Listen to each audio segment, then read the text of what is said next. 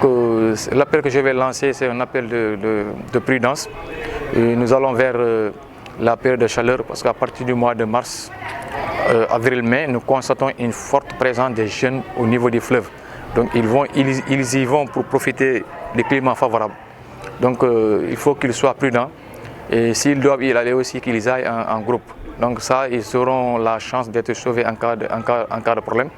Et ceux-là aussi qui ne savent pas nager, qu'ils fassent tout pour ne pas entrer dans l'eau. Si on ne sait pas nager, on ne doit pas prendre le risque quand même de se plonger dans l'eau. C'est un peu risqué. Un appel que je vais lancer à l'endroit des parents, à l'endroit aussi des chefs d'établissement, pour qu'ils redoublent d'efforts. Donc c'est un peu difficile. Quand l'enfant est à l'école, quand l'enfant quitte la maison pour aller à l'école, le parent n'a plus de contrôle sur lui.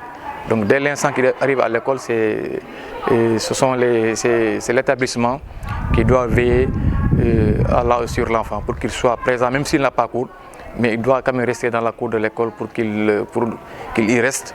Maintenant, nous savons que c'est un peu compliqué, vu la proximité de certains collèges du fleuve Gambie, notamment le collège Massireba et le collège Annexe Bakary Danso qui sont à quelques mètres du fleuve. C'est un peu compliqué, mais nous devons quand même redoubler d'efforts.